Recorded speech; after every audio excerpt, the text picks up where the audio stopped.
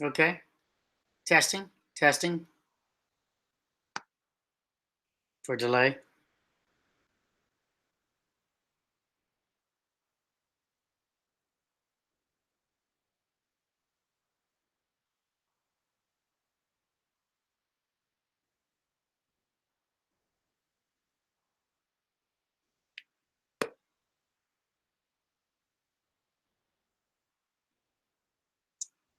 That didn't quite work. Sound check.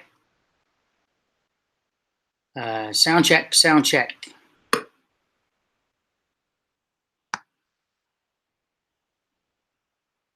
Hmm.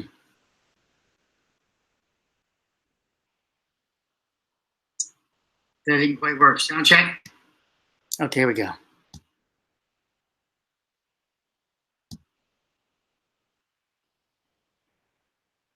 Hello, hello, anyone. Let me just say hello here.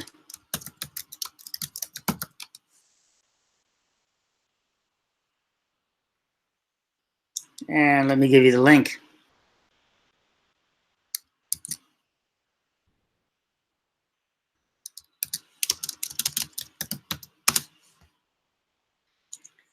Check this out. Loaded with information tonight real fast. And got a little delay on my screen. I'm trying to move this now, and I guess I don't get to move it. All right. So what do we have here? So let's critique. Remember, I have to critique to have fair game to share stuff without any issues. Or one of the ways. In this case, I can critique that they're talking about the NBC6. To be fair, I should show the whole. I should show all the details because that's for fairness. Okay.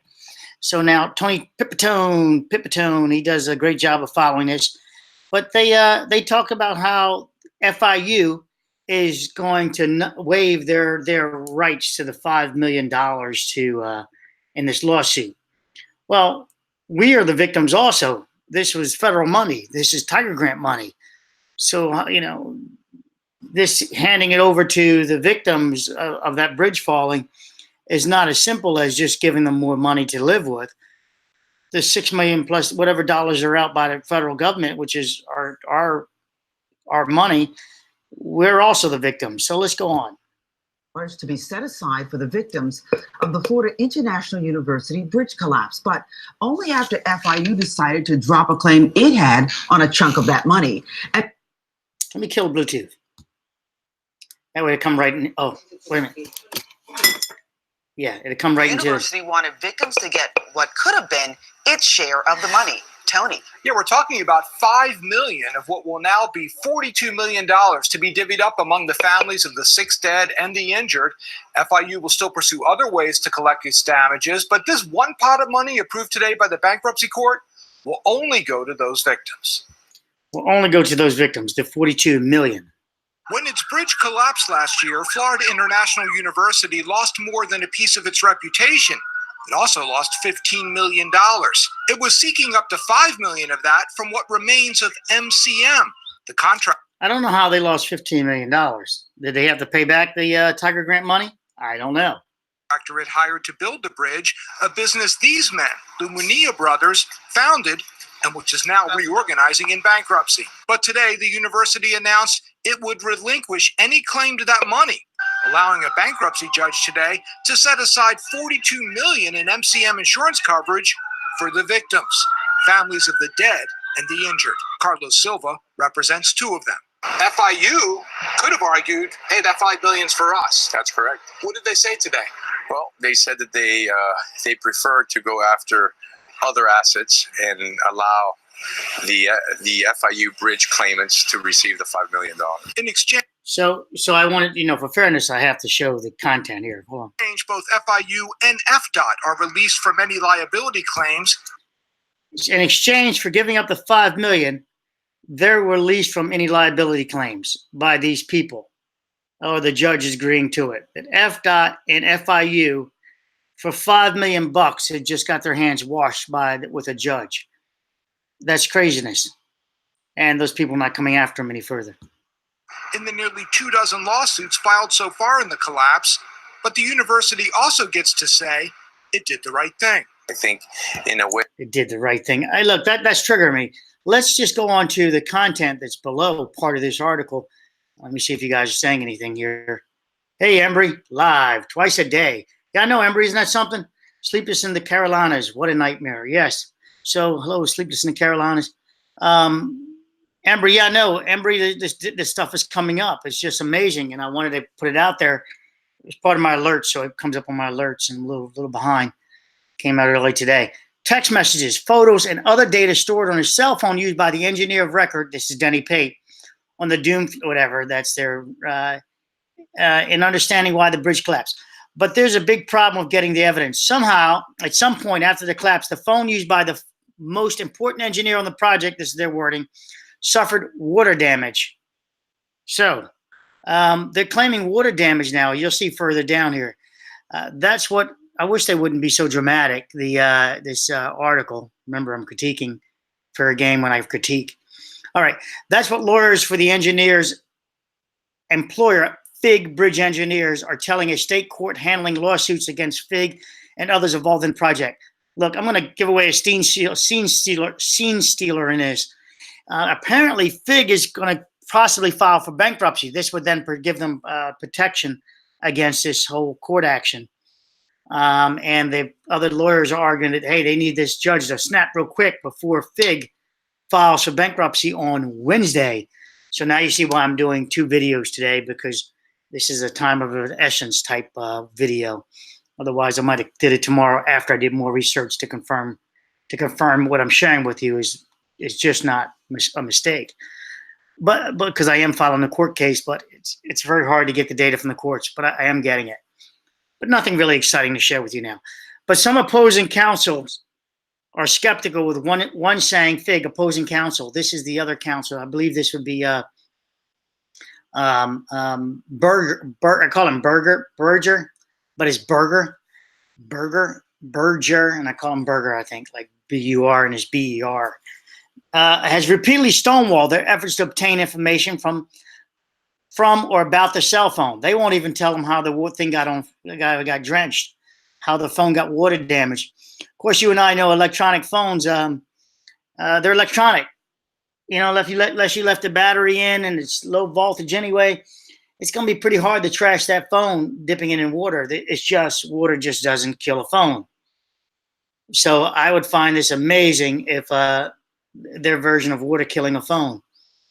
It doesn't kill a phone. It can kill some LED, it can kill whatever water affects in there. I'm not even sure if it would affect the LED.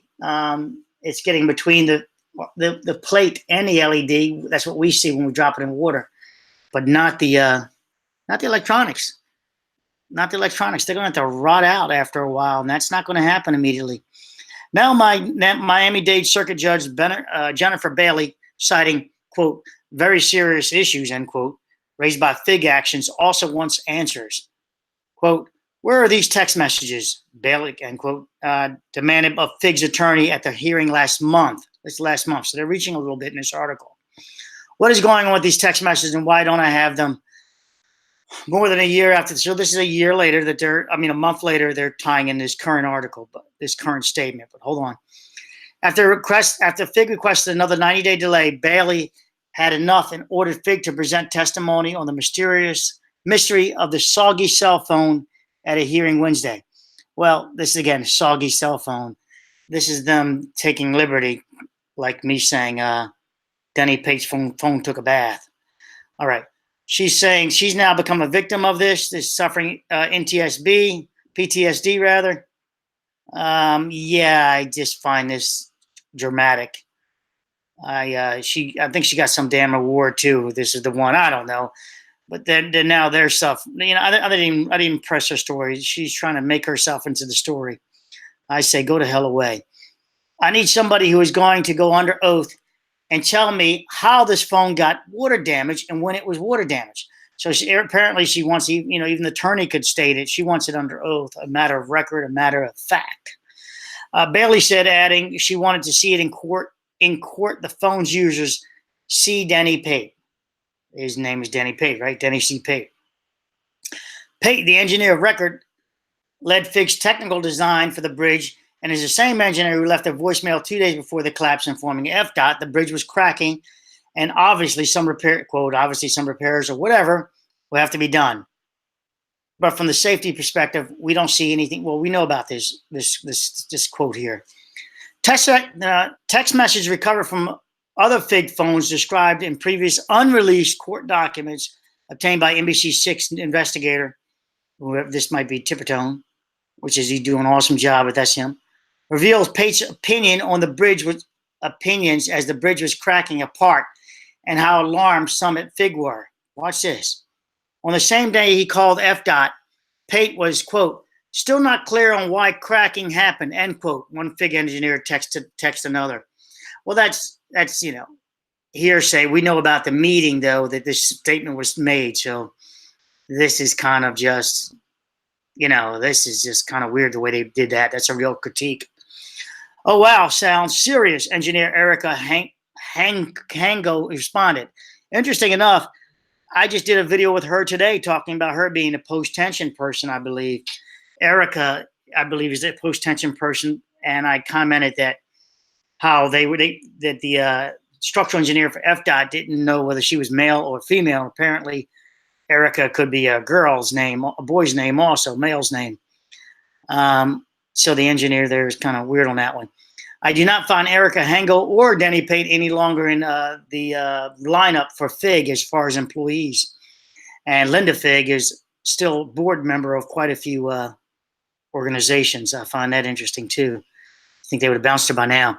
Okay. Don't you worry, replied fellow engineer Eddie Leon. So apparently Erica and Eddie Leon are writing each other, adding Pate was going to travel from Tallahassee to Miami for a meeting just to calm everybody down. Was going to travel from Tallahassee to Miami. So this timeline on this is kind of confusing. But this statement still not clear on why cracking happened. This we know the statement was to be took place after the meeting. Well, during the meeting and after the meeting, this statement we know to be true, to be stated.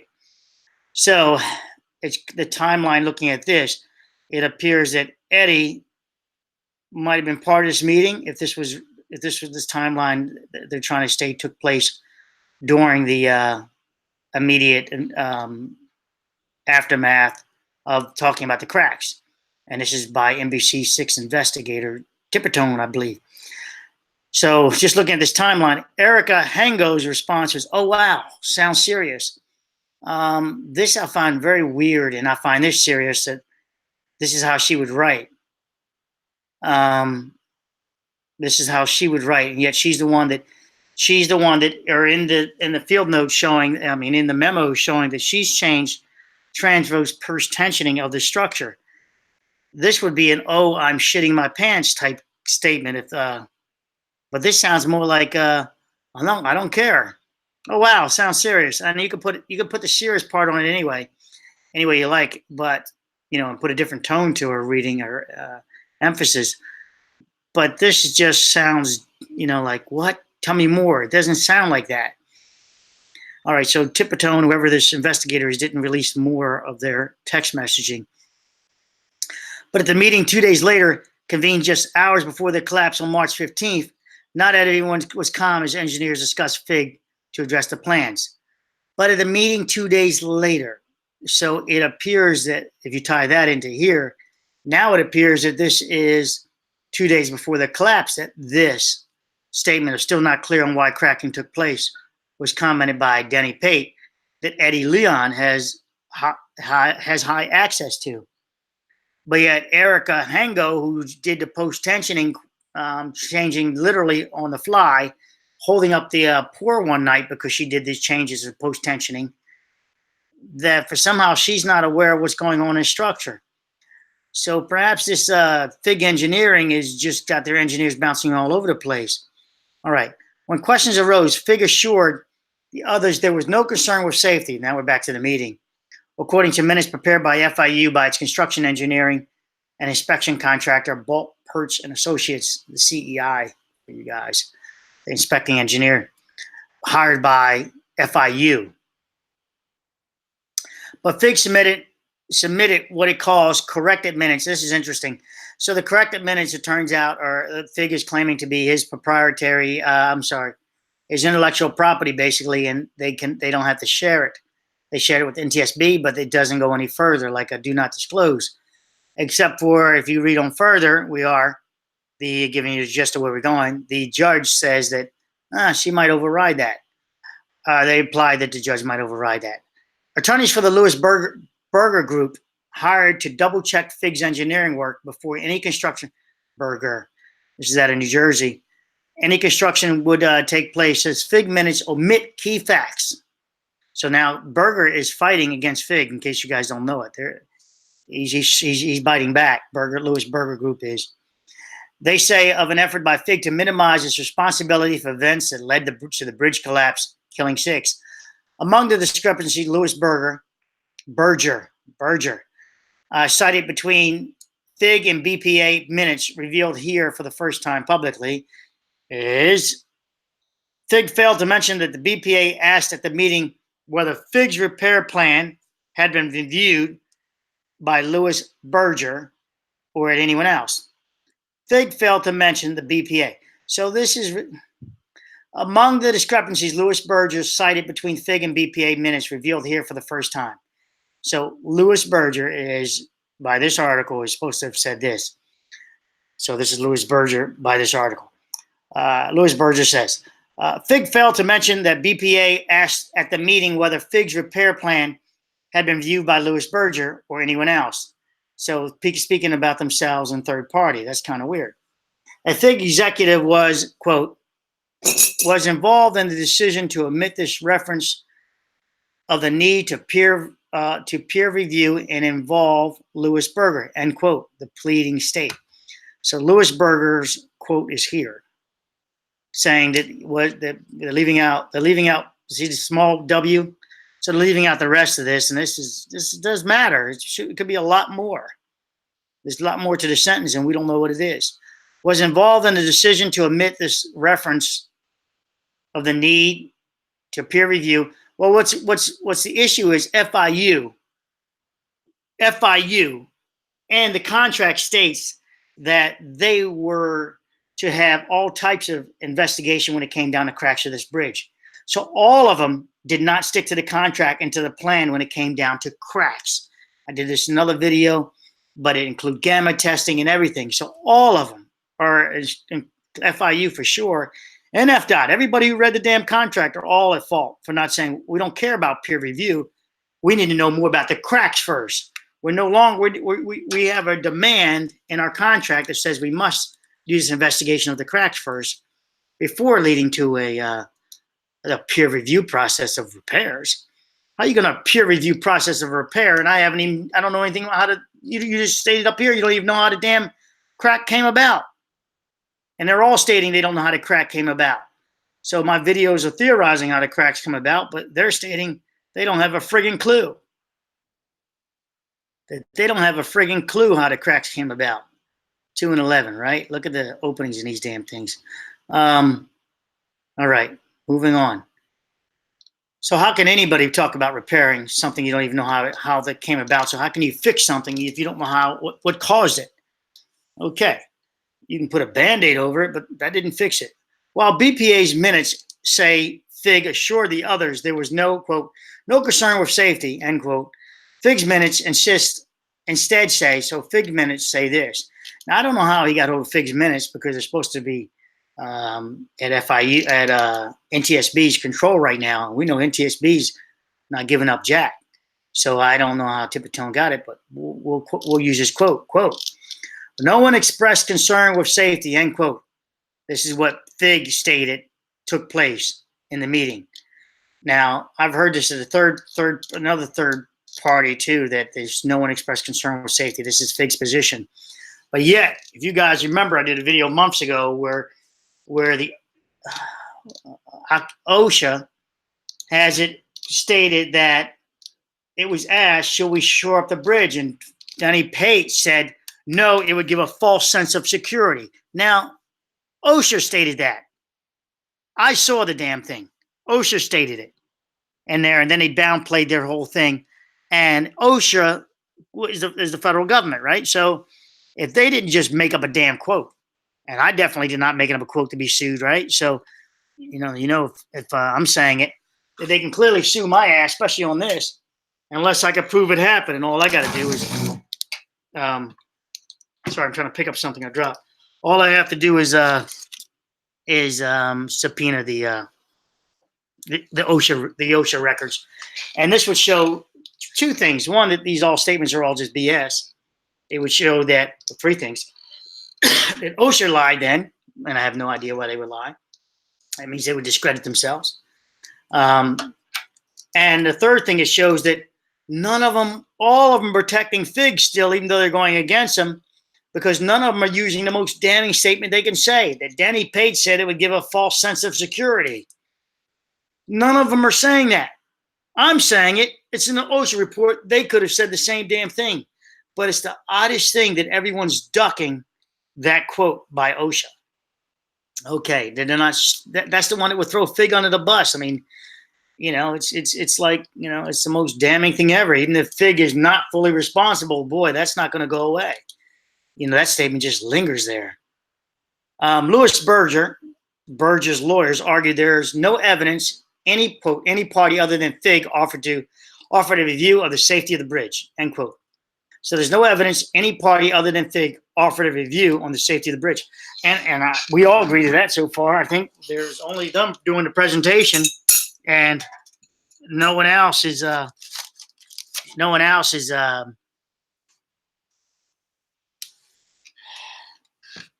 offered a view on the safety of the bridge. No, I take that back, because if the person said that should we temporarily shore it up, that's offering a view on the safety of the bridge. If they're having a crack meeting, that's offering that's about the safety of the bridge. That him stating that it looks worse than it in person, that's safety thing. So and that everyone else heard it, that's implied consent to me. It's implied consent. So yeah, you're party to it. So I find that Louis Berger's lawyer to be, I would say, being an ass about this one, in my opinion. Asked whether temporary shoring should be needed, the BPA minutes quote FIGG is saying it was not necessary. So there, see this part? It's small I, no dot at the end. This is snatched from the beginning of somewhere. Why is everyone protecting that most damning statement? Why? Because my guess, just now talking to you guys, is that I'm dropped and I still didn't pick up the damn disc. My guess is that would throw everybody on the bus, and everybody would be like, "You no good bastards, all of you," and everybody, and maybe you don't, guilt through association. I don't. No one's making that come out. That Denny Page said it would give a false sense of security. I'm right here at this point. Let me see what comments you might have. Okay, Google's got the backup. Clinton defense. Well, yep. Hi, ladies. Hi, ladies, Doss. Speak for yourselves there, Doss. Where's Danny? The contents of all calls and texts are recorded and stored. It's unlikely the recording conversation will be released by the government for the deaths of a few people. That is true. Doss knows that. It's digital. It's there. That they could, if there was a criminal, if they turned this to a criminal case, they can get it. And as I understand it, the NSA is now playing ball with a lot of local, handing over stuff pretty easily now, if you look it up and follow that stuff. But I guess we digress a bit. They don't want that to come forward. No one's going to talk on the phone anymore. As whether temporary shoring would be needed, the BPA minutes quoted FIGG is saying it was not necessary to shore up the bridge during repairs. But FIGG's minutes limit discussion of shoring to BPA and the general contractor. So FIGG did the minutes. FIGG's minutes that this, I guess, Tippertone is. This article here is stating that FIGG's minutes limited discussion of shoring to BPA and the general contractor, Manila Construction Management. So FIGG, this investigator, if you will, was able to get inside scoop information because it's not been released yet. It's not even, the judge doesn't have it. No one. So this one is getting inside scoop from, I don't know if they're getting it from the NTSB person, which I doubt, but maybe a purposeful leak, a tactful leak, okay? But FIGG's minutes limited discussion of shoring to BPA. So that's the that bounces back on FIU, because FIU's BPA is a CEI, is bulk purse, or is FIU as it deals with this bridge. Per the contract even, they are one and the same. But FIGG's minutes limit discussion of shoring to BPA and the general contractor. So FIGG's version switches it around to MCM and go back to FIU, Middle of the Construction Management, saying those firms discuss, quote, additional steps, end quote, and quote, potential options to implement in order to add reserve strength, end quote. Oh, that is beautiful wording, isn't it? That's the shoring, guys. He's now playing with words. Obviously, this might be the attorney playing with the words. Potential options to implement in order to add reserve strength. Reserve strength. I love the wording on that. So it's saying reserve strength. The bridge is already structurally sound because he has to own that he thought it was structurally sound. And so they talked about adding some reserve strength, some extra. And I said, it's not necessary. And if you release my words, I'm speaking being facetious and speaking for Pate. And if you're being facetious, hey, it would give a false sense of security because our bridge is so damn strong that those cracks, we don't know where they came from, but I don't see it as an issue. This is the way you would downplay it. And this is what FIGG did. FIGG tried to minimize its knowledge of the severity of the cracking, saying in its minutes, its engineers found the cracks were, quote, more noticeable, end quote, in person that morning than they did when previously viewing photographs. So that's interesting because it uses S here, engineers. So in previous videos, I said I knew of, the OSHA report clearly states that someone said something of this nature, that the knowledge, that they would look more there was more of an issue in person than the digital photography led on. And now it's clearly stated that engineers now, not just one, but more than one, found the cracks were more noticeable in person in the morning than they did when previously viewing photographs. Okay. So the BPA minutes, again, this is FIU CEI, quoted FIGG as saying the cracks were, quote, more significant in person, end quote. He says more noticeable. He said this word. When I saw that OSHA report, I believe this is what it was saying, and roughly this, not just more noticeable, not more noticeable, these two words together. There was a phrase similar to this. Okay. FIGG tried in its minutes to downplay its role during and after the move of the span from its road tri construction area onto the pylon and pier built on the north and south side of Southwest 8th Street. BPA's minutes state that FIGG inspected the bridge after the move was completed and showed nothing. Okay, so remember, this is being said by Berger is saying this. Berger's attorneys are saying what we're reading here, but we're getting it third hand via this article from Miami, CBS, whatever, NBC, Miami. I want to jump to something about this, not knowing what it cracks, how they're done, and it's driving me crazy. You guys know I'm trying to see a torque action and a post-tensioning issue, an imbalance in the profile of the post-tensioning, and I even have adding the sun. The structure was built parallel with the sun's rays, and now it's perpendicular to the sun's rays when it's put in place.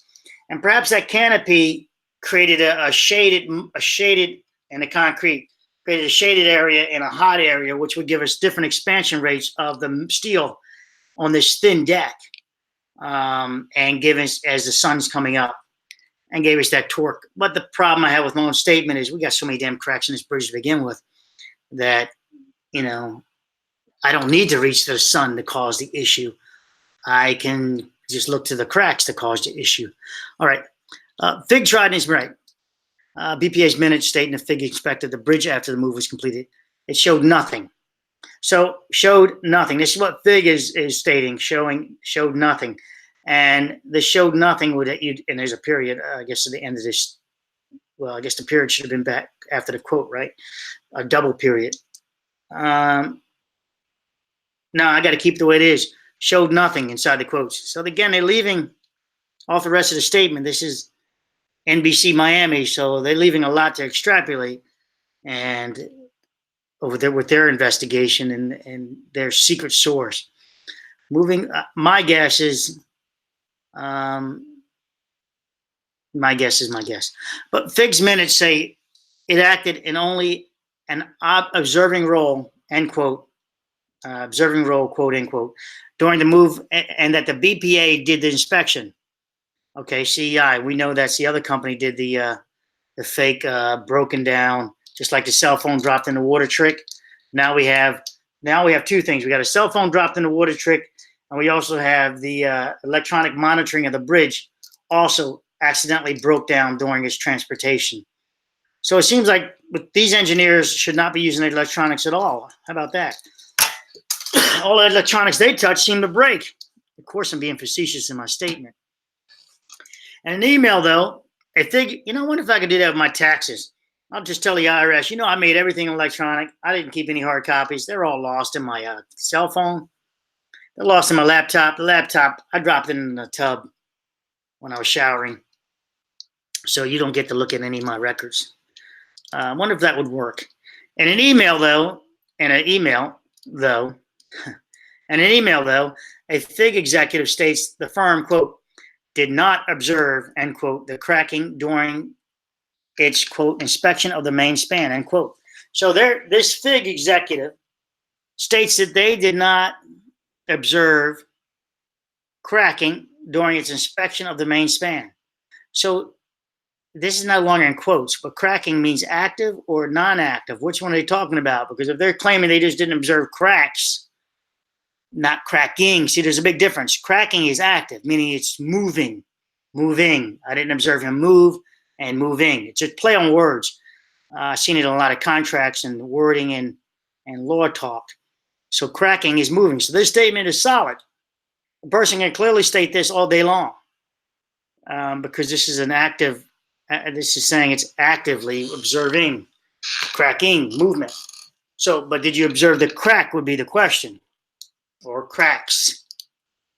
And if they state no, they did not observe the cracks, well, then they're just idiots because they're kind of engineers are they can't observe cracks. And you're on the bridge doing an inspection right here. Okay. Lewisberger cited those examples as part of its effort to persuade Judge Bailey to give its access to the draft minutes and communication FIGG. And his lawyer created as to develop the, quote, corrected minutes, end quote, which was sent to the NTSB 6 weeks after the collapse. So remember, I had the OSHA report, and I got to see it. It was immediate. This thing was hot off the press. It came out, and then we have the redacted OSHA report that came out. It was nothing like the one they have, the original. And then we have so NTSB had access to the OSHA report. And that's what I believe the FIGG was fighting against, that OSHA report giving its own rendering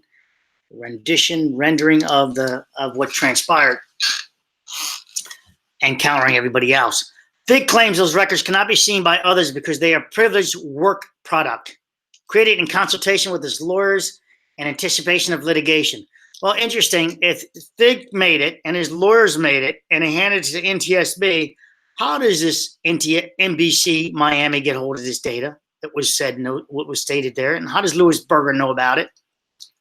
How does Lewisberger know about this? Well, as I understand it, you have access to all NTSB reports. And you actually get to do a counter report. When the NTSB does this report, everybody talks about the reports coming out. Well, the report is never going to come out until each party is allowed to review the report, and if they find something wrong in the report, they can then counter the report with NTSB. NTSB must address their the counter, not ignore it, and you can see how long that can go on back and forth. NTSB thinks they say something, FIGG says something, Louis Berger says something, FIU says something, FDOT says something. All these people got skin in the game, can hold up the NTSB's report, which is going to be junk anyway, for quite some time. But I love the best one of them all, the bankruptcy with FIGG. FIGG claims those potential, as reported by, you'll see. FIGG claims those records cannot be seen right. Judge Bailey decided to review the underlying materials herself before deciding if the FIGG made, quote, any kind of factual altercations, end quote, in its drafts. If so, she said, it is possible she could override the privilege and allow others to see what FIGG and its attorneys were doing in preparing their version of the meeting. So Judge Bailey decided to review the underlying materials herself before decided to review the underlying materials herself. I don't know where this is coming from, that she decided. I don't know where that's coming from. Louis Berger has not yet seen the drafts and communication, but based on what it has seen in discovery, it is saying it appears FIGG did alter the facts. So they're saying in discovery, this stuff came up, this part of it. It appears, not it altered the facts. So I don't know what the discovery looks like. I've been trying to get data. It's tough as nails. I get a lot of they send me a lot of old reports. How about that? They amount to nothing. I'm not going to bore you guys with them when I'm hitting that court down there. A comparison of the corrected minutes to contemporaneous handwriting meetings, notes of FIGG employees, and other contemporaneous documents confirmed that FIGG counsel likely changed or permitted change to the facts that resulted in corrected minutes that were not fully faithful to what transpired at the March 15th meeting regarding the cracking. Now, that's end quote. So, this is the FIGG's attorney.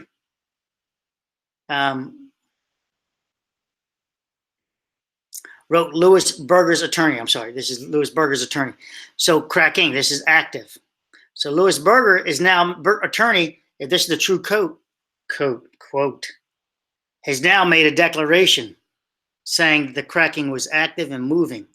Cracking, not cracks. Just what I just mentioned a second ago. That's Louis Berger's attorney, representing Louis Berger. So therefore, Louis Berger's group is stating that the cracks were cracking, moving.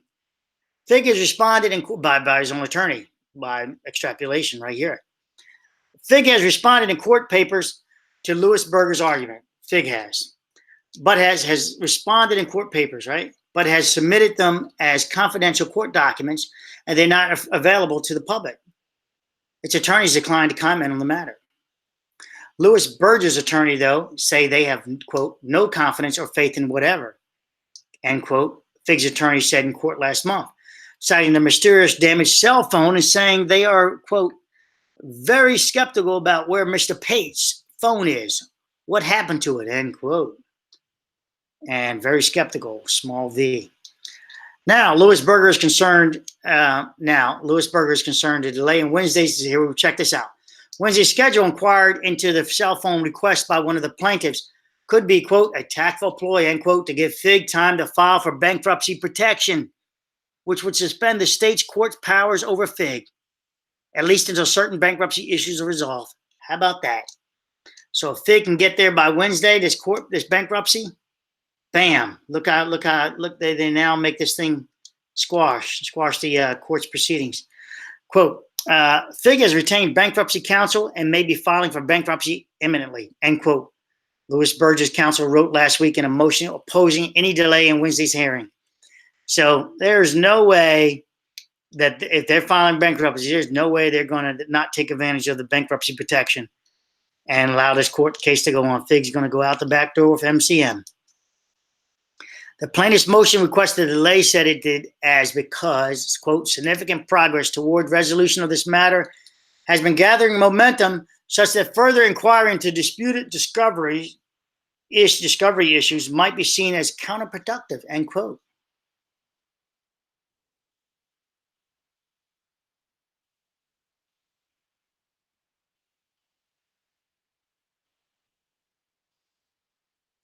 This is the cell phone. This is the cell phone. It's counterproductive is what the attorneys are saying. Apparently it's a cell phone. Saying it's counterproductive. Come on, the cell phone's it's not going to produce itself in a functioning manner. But the thing is, they claimed the water damage. I mean, you could have claimed something else. How are you going to claim water damage when that's data is recoverable under water damage? That data is recoverable. I know of no phone dropped in the water and shorted out the circuit and burned up the memory. I know of no phone. I do not see this as non-recoverable. But Louis Berger notes no settlements have been reported, and they say, and suggested any suggestive plaintiffs, quote, are at present pursuing a global resolution against all parties and is inaccurate, end quote. So I don't know the timeline of this statement because NBC takes a little liberty in mixing up stuff 30 days ago to current day, as we saw in the beginning part of this article. So we cannot assume this was just hot off the press today, because all hot off the press today, we also know that they're going to, they're proceeding forward with this $45 million deal. Bailey is overseeing 20 lawsuits filed by the families of those who died and others who claimed they were victims of the collapse. So this guy, Bailey, is overseeing 20, that's the judge rather, filed by the families, 20 people coming forward, victims of the bridge. NTSB claims there's only the victims in the car that died. NTSB is not claiming all 20, so that was something I wrote in there too. And also, we're the victims, right? We're financially the victims. Looking at your comments.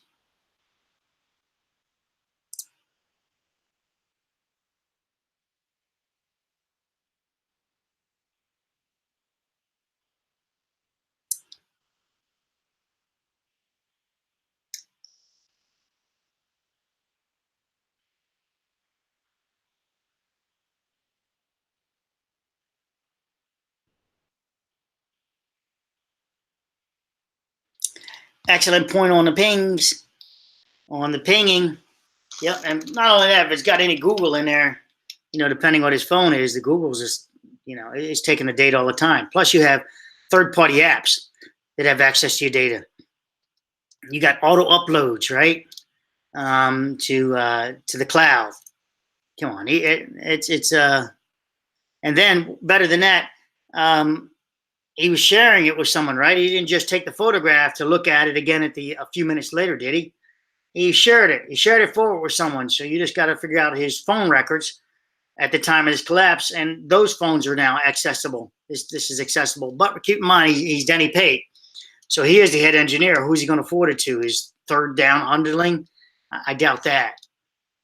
Maybe he had no choice but to document it in his mind, to photograph it.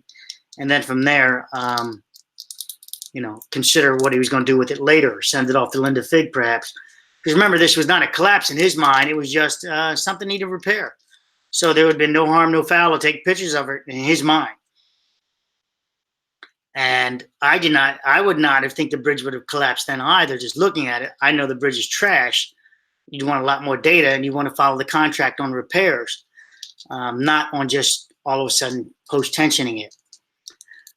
With that said, would you have stopped them from post-tensioning? Would you guys have stopped the engineer of record from post-tensioning? Who would have stood up and said that you shouldn't be doing that? Only one person should be standing up saying that. Out of everybody there, the most qualified person to stand up and say that would be VSL. Qualified because they do the repairs of cracked structures, and they should have been able to speak up and say, hey, look, we don't really know what's going on here. We need to evaluate it, secure the cracking and everything. VSL, they're the people that do the repairs. So they're the most qualified to say halt. The CEI is the most qualified to represent FIU. Bailey is overseeing twice. So far, mediation has failed to produce any settlements in this, right? Although the bank MCM has produced 42 mil, blah, blah, blah. The remaining defendants in state court will soon be allowed to file claims against each other as the firms involved in the project seek to deflect blame before a judge or jury decides how responsible each party may be in the collapse. So they do percentages. You guys don't know that. Heck, you know, you and I get into a car accident. They assign percentages of the blame on both of us. And so this is where it's going to be. They're fighting each other about what percentages. Okay. As the case moves forward, full litigation mode, Louis Berger is aggressively challenging FIGG The firm whose engineering work it was supposed to double check. Okay. Whose engineering work it was supposed to double check. Well, I don't know if Louis Berger was supposed to double check repairs, but I need the plans, the original plans, sure. They're reported to be the original plans to do the verification. And that's what we saw, the 2017 plans come up with all the extra stamps and the extra post-tensioning in the canopy, as I falsely stated in the first 2016 plans and videos saying, hey, you think they would have more post-tensioning in this canopy? And then next thing you know, in 2017, it pops up plans and you see more post-tensioning. And I was so excited to see that. Feels good to be right sometimes.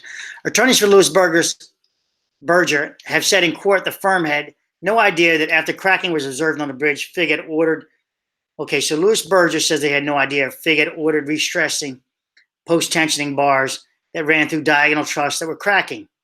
Yeah, it's active now. That procedure was underway when the bridge collapsed. All right, so that's the attorneys for Louis Berger said they had no idea about the this proceeding. Pete had already left the work site when the disaster struck, heading back to FIGG, and I don't know who's saying this yet. Headquarters in Tallahassee and texting his boss from firm owner Linda FIGG, his boss. Well, this guy is a vice president or something like that, so she's the owners, but they're saying his boss. All right, meeting went, quote, meeting went pretty well. FDOT and FIU were represented. Our attendance and information were appreciated. We will be working on some additional ideas to better the current situation.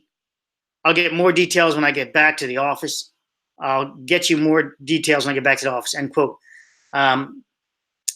So this just seems, not arrogant. It seems like what he would think, right? If you think nothing's going on, I've calmed the beast in the meeting, and I'll get you more details. We've got to work on this thing, Right now, I've got him doing that. He's not giving that up.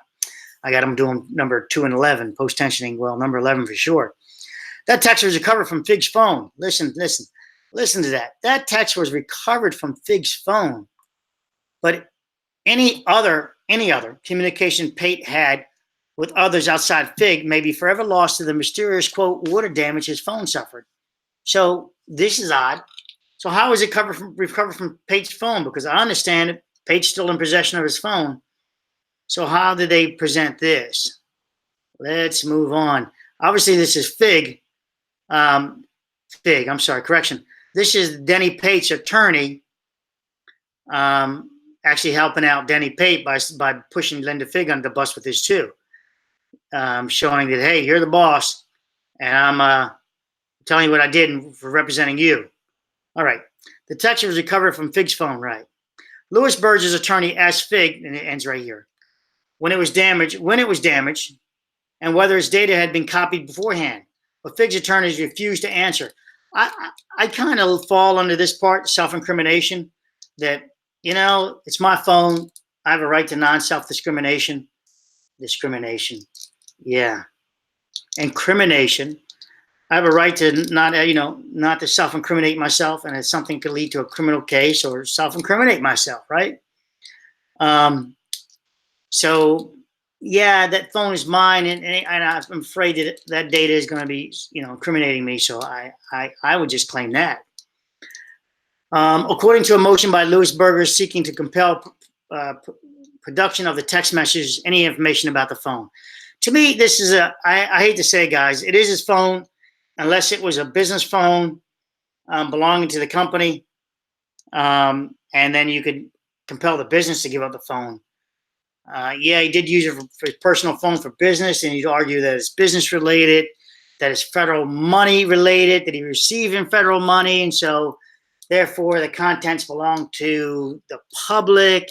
You can go down that line, but you're going to have to take it out of his personal possession, in my theory. Or at that point, that means hell. Then you can even demand the judge hand over her cell phone during this time period to see what she was talking about during the time period, to see if she's not tainted. You're gonna have to stretch for me. I know there's data on that phone, and I talked about it a long time ago, that there was text messaging going back, photos, cell phones. I remember screaming that to you guys, saying, cell phones, guys, they were using cell phones to communicate, if you remember me saying that. And now But again, you're going to have to give up the phone. I don't know how you do that. I don't know how you do it, without him fighting back about self-incrimination, personal photographs, or something. FIGG's attorneys have refused to answer simple questions regarding the alleged destruction of and potential data contained on Pate's cell phone, end quote, the motion states. So refuse to answer simple questions regarding this is self-incrimination. Oh, I don't have to answer your questions. You're not the judge, and I know the judge ordered that they arbitrate and talk to each other, but hey, you got to protect yourself. That's the double dipping on my part. They're asking FIGG be ordered to answer questions, including how the phone was damaged or potentially face sanctions from the court. Phone's damaged. It's always going to stay damaged if he's got any brains about himself, and they need to get the data from a third angle. They may order a filter for data only relevant to the. Yeah. So you can say want all that, but what's your DOS? How do you first you have to decide it's a business phone. Business is being sued. We want the court records. The court records, the business records. The business records are also the cell phone data. But if it's his personal phone, he can argue that no, my personal phone. It's not the business phone. And I don't know if it's a personal phone or not. You're not. It's a personal phone. You're allowed to protect yourself with a personal phone. That's my position, DOS. Again, if it's a business phone, then it's just documents.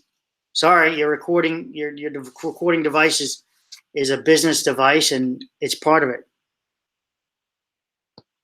No, the courts don't care. Well, that certainly does not sound right on the part of FIGG.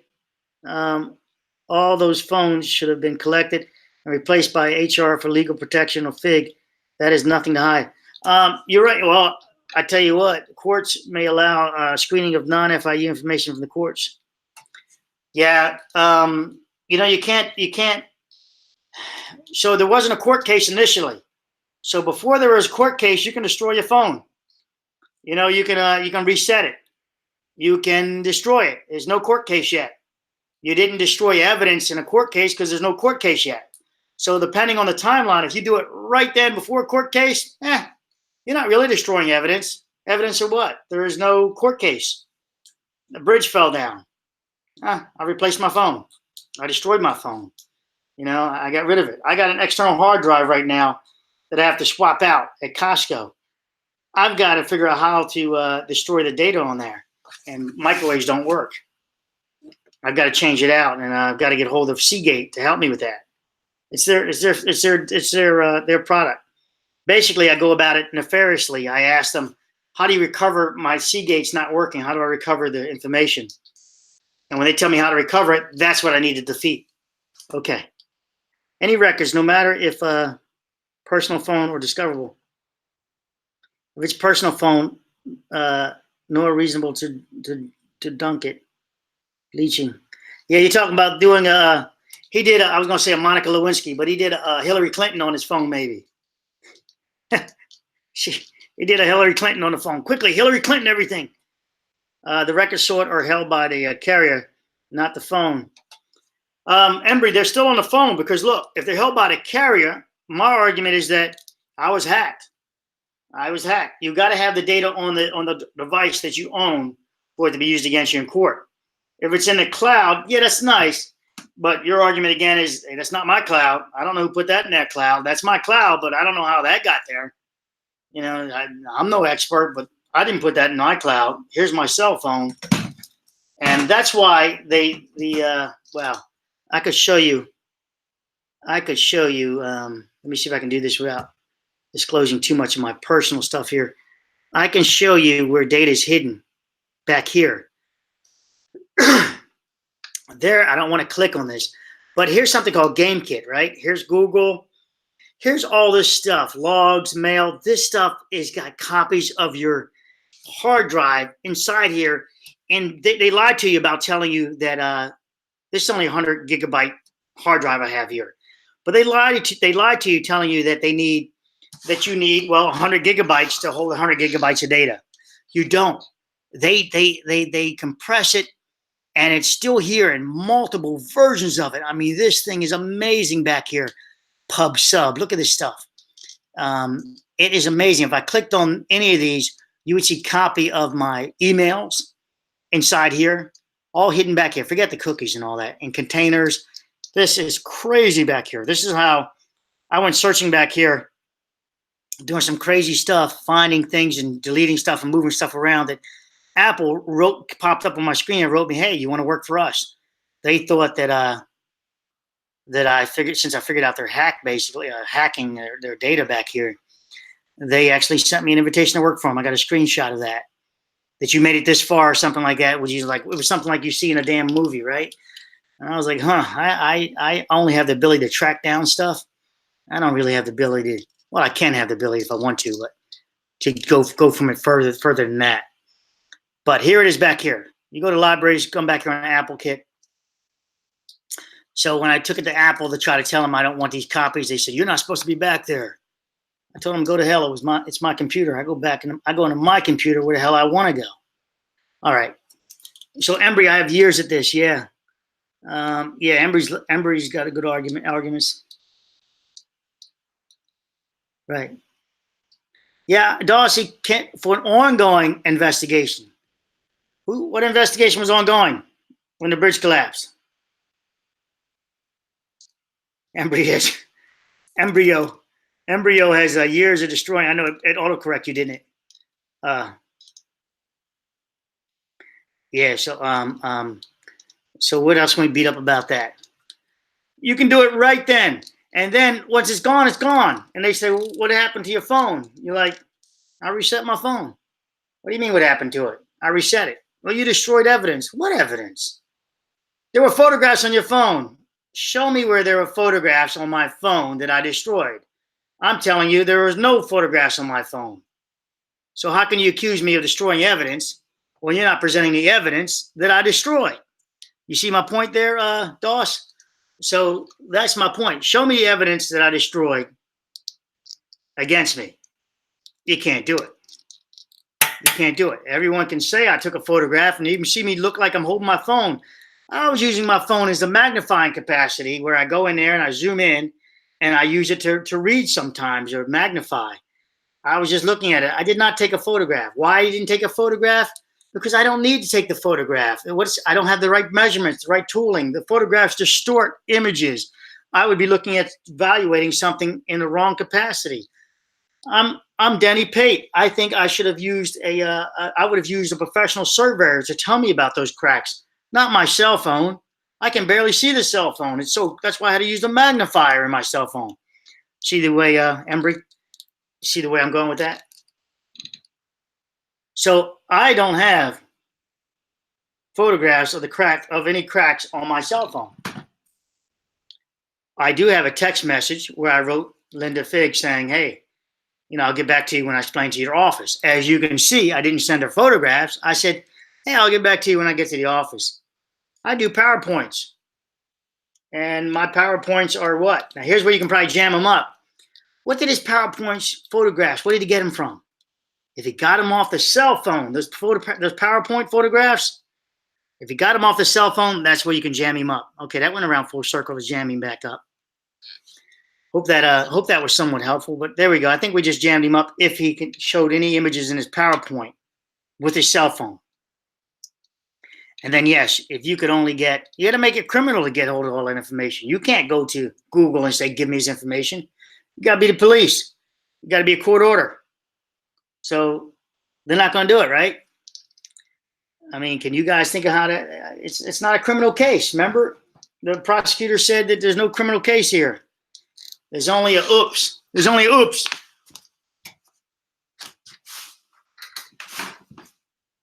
Okay. I wish I had a pen for Embry so I can click it. All right. I guess I'm going to terminate the video as soon as I find this damn SD card that I dropped. I'll make you guys listen to me look for an SD card. Really? Wow. Okay. Magical SD card. Great. Anything else? Or are we good? It was nice hanging out with you guys. I put the link to the court case right over here. You can, I mean, to the Tipitone's statement. You can go back there and troll yourself if you want to traumatize yourself and listen to another victim, a cop trying to claim the victim. That was insurance report lists problems with the move. Let's look at the insurance investigators report. Let's hear that for a second. Let's see what they got for us. I did not listen to that. Public from seeing documents Whoa. That happened just 5 days before that collapse. There were concerns about design, concerns about cracks that formed, and a change made in how the bridge was to be moved. And now we're revealing previously unreported problems with the move. What change was made, I wonder, because we saw documents that it was the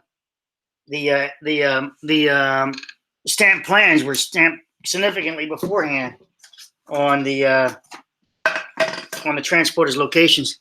So I wonder what they're talking about specifically. I don't like vagueness. There was celebration on March 10th, 2018, when the move of the FIU pedestrian bridge appeared to be completed without a hitch. 5 days later, the move and everything before and after came under scrutiny. Now, despite an NTSB-ordered blackout on... This is why I hate these nasty bastards putting this 2016 plans up on us. And they showed up at the damn job site. What are you telling me? They had 2016 plans here? This is still infuriates me, this bullshit. All documents created after mid-February last year, we found this May 2018 insurance investigation report that casts doubt on just how smoothly that move may have gone. First, we learned the move had to be stopped 10 to 15 times because the bridge was twisting more than engineers wanted it to. Ooh, isn't that beautiful? Twisting more than they wanted it to. So that would create a torque, right?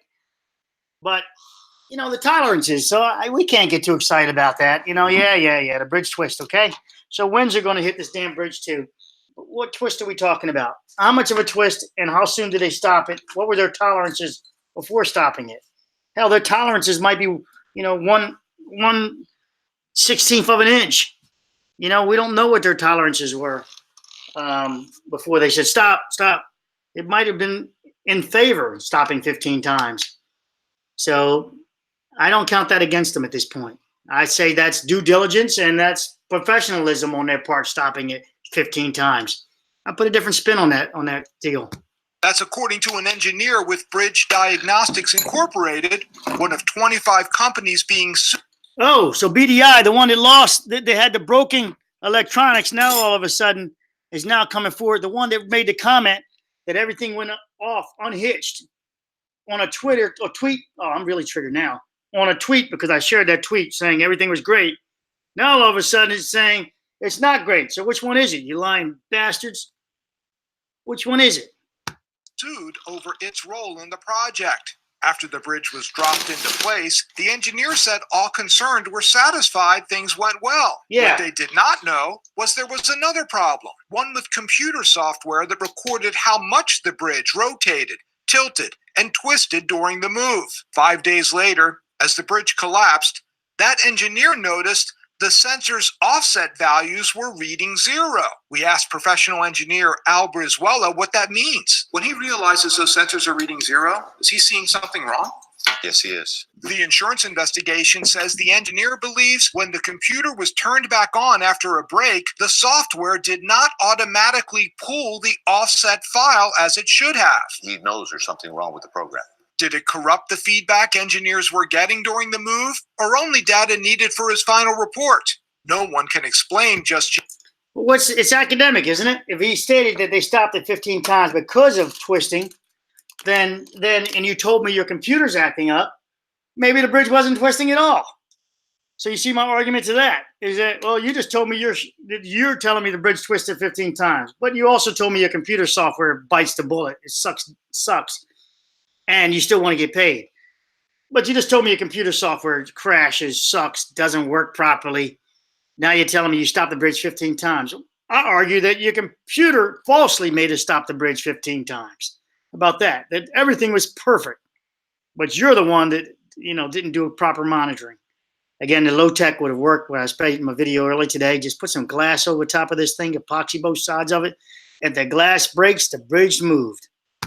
Yet, but Brizuela says, worst case scenario, you have very bad data. The rotations could have been greater than what they measured. again, no Could have one been involved none. in the project will answer our questions, relying on the same NTSB order that keeps the public from seeing documents that might explain some of these issues. But you can go to NBC6.com and see for yourself a timeline. Okay, yeah, they do an awesome timeline. I didn't look at all of it. I meant to share it with you guys. The timeline's pretty badass when I started clicking on it. Thanks for sharing it. Miss Nicole, yes. Google is not cooperative, but you went to be deposited on the penalty of perjury. Yes, Miss Carolina. Sleepless in Carolinas. I watched your video, Miss Carolina, on your mirror. I think it's on your mirror with WD-40. My girl and I watched it. I thought that was very nice of you. And also, I love that you're fit. You're not all fat and out of shape. I like that. I'm always pushing health. All right. How reckless is that build? Who covers the end of the tension members requiring jackhammering for adjustment? Miss Nicole, I don't know if the jackhammer was used for that. That's something I speculated on, and it probably did. It probably did, but just so you know, I'm leaving that open for the wild card. That out of nowhere, the fire department showed up with his spare jackhammer in his trunk, and he left it there on the bridge. I don't know. That overhead pick of the bridge angered me. Yeah, I got you on that one. Software failed. How would people know the bridge is twisting? Right, Doss. Exactly. You know, you just told me, if anything, you shouldn't be paid, and you should be sued for holding us up, all the other time involved, for holding the bridge up, the multiple false alarms, I would call it. I would just discount it. All false alarms. You just told me your thing your software doesn't work. It crashed. And reset values by your own statement. So that means you didn't even have you had to recalibrate.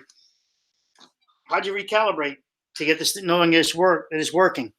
If it crashed and it has to be recalibrated, would you not send that back to the factory? The devices that are causing the calibration issue? And also after the bridge collapse and you got all these hundreds of thousands of dollars, I don't know if it was 112,000 a monitor or something crazy, some crazy number. Finally found an SD card. That to make sure you're getting paid, at least I would, to make sure I'm getting paid. When that thing came back, I would have sent it off to the factory and said, tell me, the status of my equipment. Is it calibrated? Is it all working great? And if they wrote back, hey, you're off by 5%, then you go, oh shit. And then you'd have to reevaluate everything. Of course, now would you come forward and explain that to? Would you come forward and explain that to the parties at hand? I don't think you would as a company. All the nodes were intact except those above 2 and 11. The monitoring software failed. Yeah. So it's just deflection.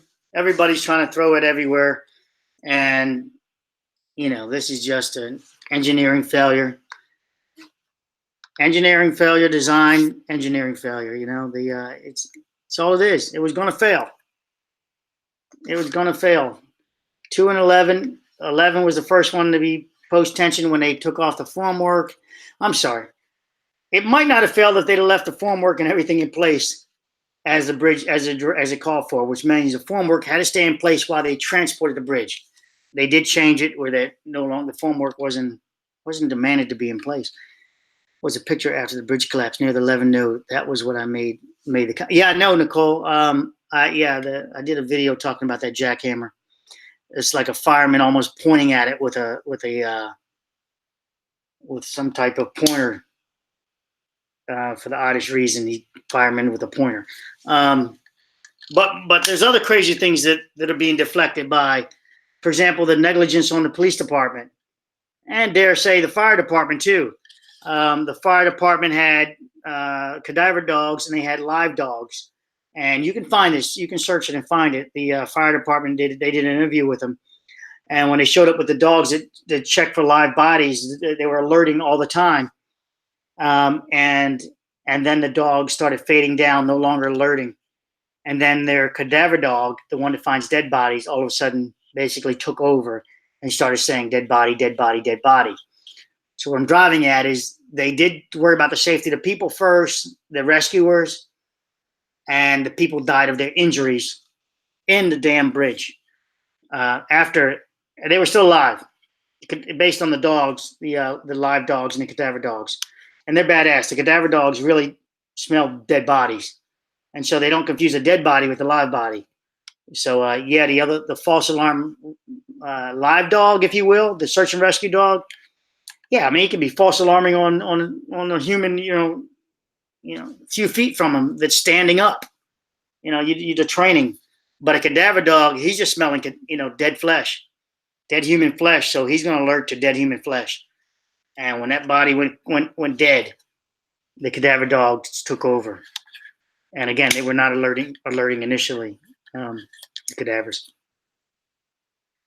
I would roast them in court. Roast them, Embry. Yeah, they don't. I don't know if they really. Do they really want the data? Do they really want it?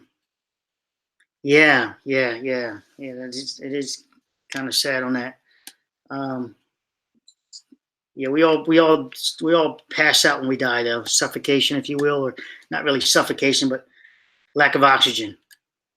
Just name it, and it's going to be lack of oxygen. Heart attack, lack of oxygen. Gunshot wound, lack of oxygen. Knife wound, lack of oxygen. It's all going to be lack of oxygen to your brain. You're going to pass out. It's going to be calm at that point because you're passed out. Then your death will continue on, because of lack of oxygen. But you're all going to pass out. That's the way all animals die. It's lack of oxygen. Wild animal bites another animal in the neck, cuts its artery. Blood flow can't get throughout the body. Oxygen can't get throughout the body. The brain can't get oxygen. The creature passes out. And the death continues with the flesh-eating stuff. Always lack of oxygen to the brain.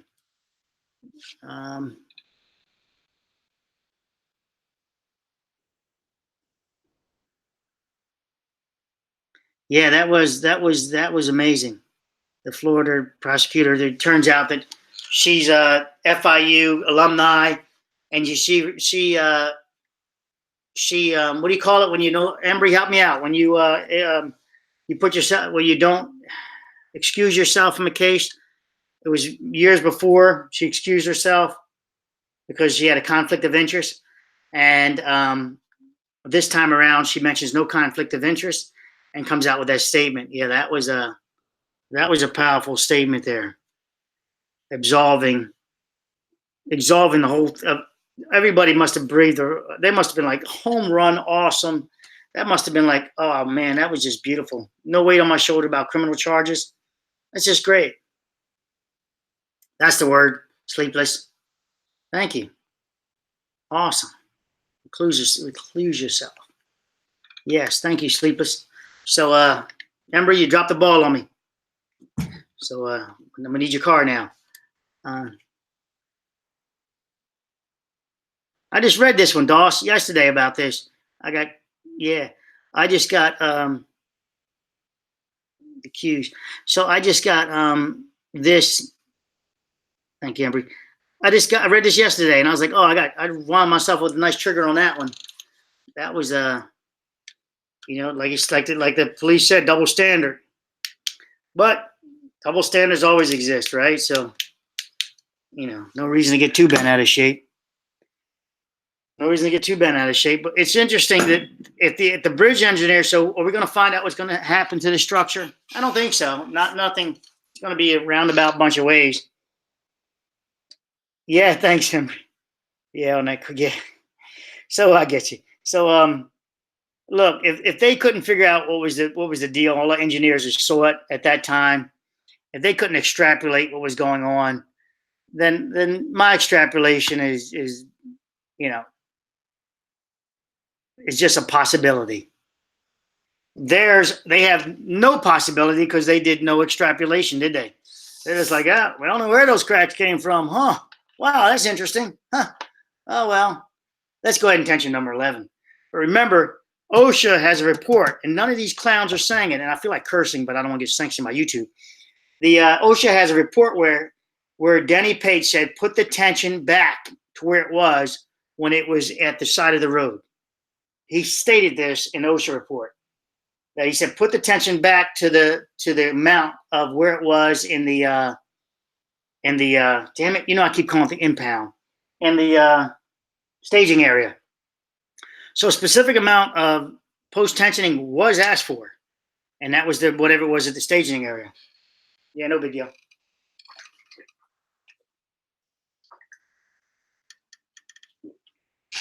I do typos. I do spelling, grammar things all the time. I think we can't get over spelling, grammar mistakes. We're a little bit childish in that report. Yay, Sleepless, yep. So you put on gloves too, Sleepless, on round 2. I was had to back it up. Did she just put on gloves? She started off with no gloves, took a break, and then she put on gloves. But she got a WD-40 going. Good. That's what I told my girl. You should, you actually can, Sleepless, send that to WD-40. They have on their channel, they have a WD-40 tips, and they like sharing just regular people's videos on their channel. So even though you don't have any real hits on that, doesn't matter. Share it with WD-40, and you'd be surprised. They'll share it forward for you. They love that stuff. They love that stuff. So where else are we? That's where we're going with that. So yeah, the whole bridge collapse deal. They couldn't figure it out right then. All those engineers, we're just all speculating and guessing. Now everybody tries to do it with calculations and all the other forms. Well, you see what calculations got you. They got you believing the bridge would stay up in the air. So those calculations that they're just running is just purely academic, in my opinion. They all seem to find in those forums, and I do look at them over there at Engine Tips. Oh, I do like looking at their formulas because I just find it so amazing that a hammer, if your only tool is a hammer, you keep using it. Well, their hammer if it works in calculations, it's going to work. And I figured it out is what I love reading. And no offense to any of them, and especially no offense to the computer guys. I think they're just amazing. The computer guys there, yes, a couple of them attacked me. I still can say I think they're amazing with some of their calculations and their abilities and to come up with formulas and to figure out. I think the engineers, of course, I expect that from engineers, but the computer guys over there, hats off to them. They are outstanding with some of their form of logical thinking. I'm not saying they're right, but they're outstanding with their attempts of wanting to make it work in their way. And I don't care how they came about it, through research or not. I think they're outstandingly, surprisingly great. And most of the engineers, when they're stuck on number 11 and 12. So when I see the computer guys stuck on showing how 11 and 12 could fail and showing calculations, that's the part that triggers me. I'm like, really? Or any of them over there. I'm like, really? You can't make number 11 elongate itself and make it have strength to push off number 12 still. I'm like, oh, they're killing me with that. I'm like, stop it. But I do read it, though, because, hey, one of them might say something where I finally see it. And I go, oh, yeah, now I see it. Number 11, it can get longer and then get shorter, even though it had a post-tension bar inside of it, which was designed to keep it together. But somehow, magically, number 10 can get smaller itself, even though it has a post-tension bar inside of it. And then number 9 and number 8, well, all of them can somehow flex. They can get smaller, because they'd have to do that, in size, to be able to make 11 push number 12 off into the wonderland. And yet, all the photographs show there's no shearing of 11 off of 12. Shearing clearly can be in the deck. The deck. But they're holding back on the photographs, NTSB and all that. Okay. Where are we? Nowhere? We're good? We're good? Did I ramble enough? So desktop. Did I ramble enough? Let me see something here. What would be under downloads?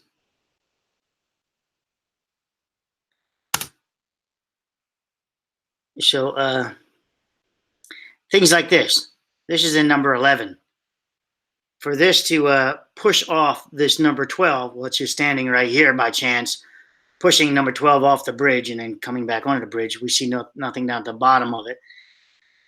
It's magical how it can have all that force to push this off, and this J bar is just beautifully non-deformed. You could make another one of these J bars with the same metal and make the same radius, and you'd be able to see that these segments are probably all equal in length, showing no elongation took place, that it's good to go. So this is not magically pushing off this. And, you know, all this stuff is in the way here. It didn't get pushed off. The bottom of the deck, that material I showed you, the PVC pipe, it got hinged off. And I mentioned, I did that video. I loaded these photographs for everyone on the previous video, these markings here.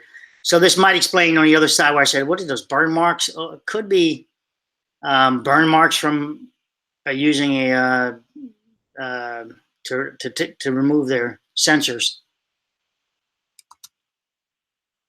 To remove their sensors. That one I saw there, perhaps it could have been that. I magnified it for you guys. You got to look at it. Oh, and I actually made a disclaimer there. These are burn marks I saw from before. Just a thought. Just a thought. But again, the amazing part is how this was able to flex per the video, and still maintain this integrity. This integrity is, it's amazing. It's amazing. This will tell the story here. This deformed bar here will give you what's going, how it transpired. But no one seems to care about that stuff. No one's trying to evaluate the actual evidence, which is, you're looking right at it. When I say no one, I guess I'm excluding myself. This will tell you what's going on. This bent up bar. You can't bend that bar without bending that bar. Okay, and this is Louis Burger stuff. Interesting, this is the lady here, I believe it is. This is going to be Erica, the one that said, oh wow, in the beginning of the video, I believe I said to you guys. Okay, no, this is first showing this, everything's out of order. The location of it, BPA. Erica is, there's Erica, the one that wrote wow. You know, about the wow part of the video I showed. This is Erica. I was informed that Erica made some changes to post-tension transverse reinforcements. Adjustments are, see this, oh, this is part of the statement in parentheses, so I have to say adjustments, O, capital O, and we were notified. You know, I don't consider this a mistake. You know, not until I can prove it's a mistake. I consider this a disclosure of some type. So Erica did this adjustment, and they're saying, hey, you must hold off on this pour tonight. So Erica did one of the, you know, the last minute changes of post-tension stresses, and they had a pour that was going to encapsulate this thing. So Erica, instead of just saying, wow, whoa, whatever, she should have been like, oh shit. Yeah, I would think. Importance high. I agree. Importance is high. Somebody doing this. Just the BPA, FIU's representative, the CEI, if you will, stated such. VSL is not involved on this operation conducted by a structural group. So structural group may be the one that placed attendance. I am going to terminate the video. Thanks for watching. I'm going to get my life back just now. For tonight, take care.